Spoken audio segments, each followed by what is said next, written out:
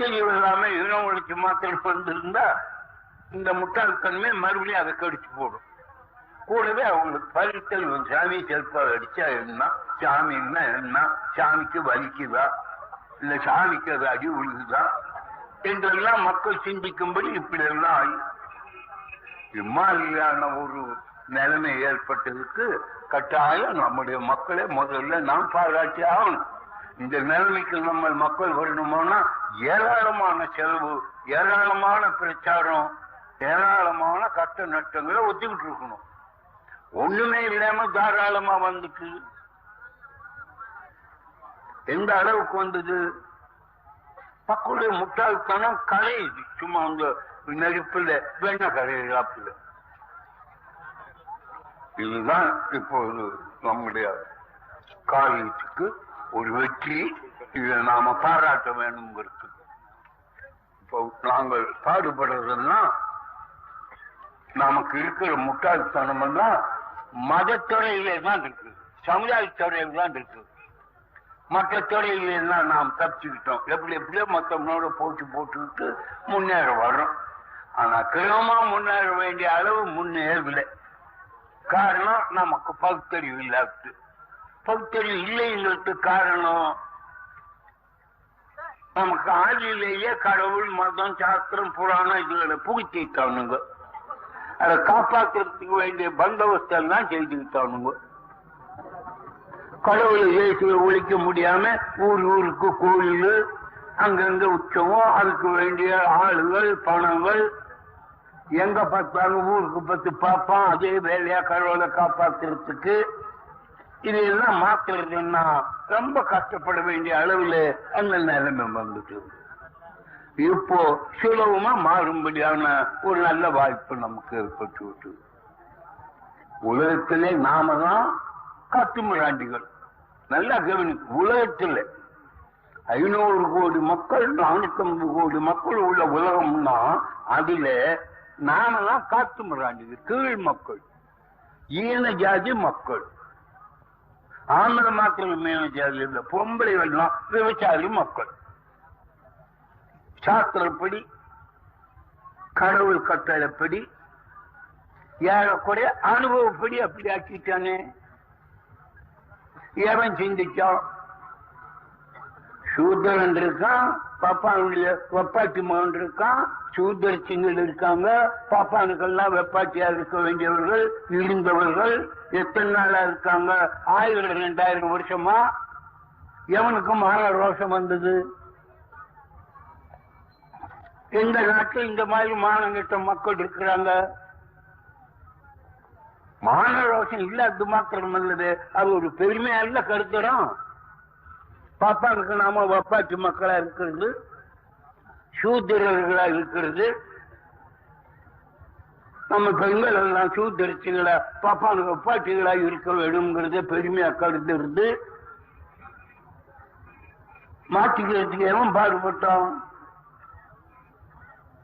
ஒரு சுமார் 30-40 வருஷம் 50 வருஷமா நாங்க தான் ஆரம்பிச்சோம். இது ஏற்பட்டு 2000 வருஷமா. ஒரு ஆள் பேரை சொல்லுங்களேன், இல்ல வெறுத்தம் என்னான்னு.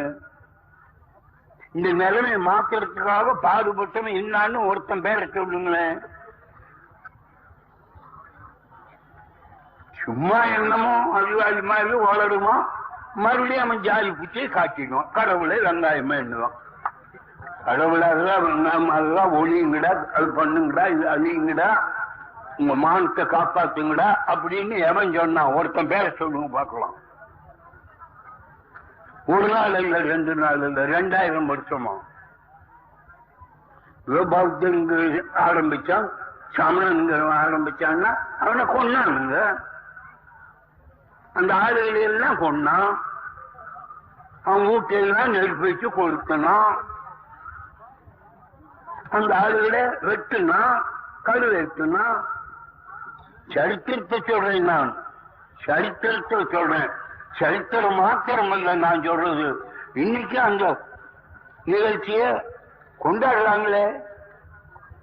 கருவேற்றுற பண்டிகை எந்தெந்த ஊர்ல நடக்குது, சூழசம்மானம் எங்க நடக்குது, ராவண கொண்ட கதை எங்க எங்க நடக்குது. இதெல்லாம் என்ன? நமக்கும் பாப்பானுக்கும் ஏற்பட்ட போராட்டம் தானே. நம்ம முட்டாள் பசங்க அந்த கதையைத்தானே கும்பிடுறானுங்க. என்னடா கதை? ராமாயண கதைன்னா நம்மள அவன் கொண்டான், அத ஒரு கதையை எழுதுனான், நம்ம தலைவனை அவமானம் படுத்தினான், இழிவுபடுத்தினான், கொண்டான். அது அரசாங்கத்திலேயே வருஷந்தோறும் நெருப்பு வச்சு கொடுக்குறாங்க ராவண. ஏன் கேட்கிறான்? சமண கொடுத்து கல்வெட்டு ஏன் கேட்கிறோம்? சூரசம்மாரம் வருஷம் வருஷம் கோயில நடக்குது, வெட்டராணிய கழுத்து ஏன் கேட்டான்? சூரன்னா ஆறு எங்க இருந்து வந்தான்? அவன் ஒரு தனி ஜாதியா? இல்ல அவனுக்கு கண்ணு மூக்கு காலு கை வேறையா? அவன் ஒரு தனி நாட்டில் இருந்தானா? நம்ம நாட்டில் இருந்தாலுங்க பாப்பான்னு சூத்திரன்னு சொல்ல வேண்டியது. நம்ம செல்வாக்க பார்த்து அவன் ராட்சதன் என்னகிட்டான், ஆசுரன் என்னகிட்டான், அரக்க என்னகிட்டான். இவங்க எல்லாம் ஆறு எங்க இருந்து வந்தாங்க, இவனுக்கு என்ன அடையாளம், எந்த லோகத்தில் இருந்தானுங்க, அந்த லோகம் இப்ப எங்க போச்சு? மரபூர்ல நமக்குள்ளேயே புகுத்தி நம்மைய கொண்டாடும்படி செய்தான், நம்மையே செய்து இழிவுகளை.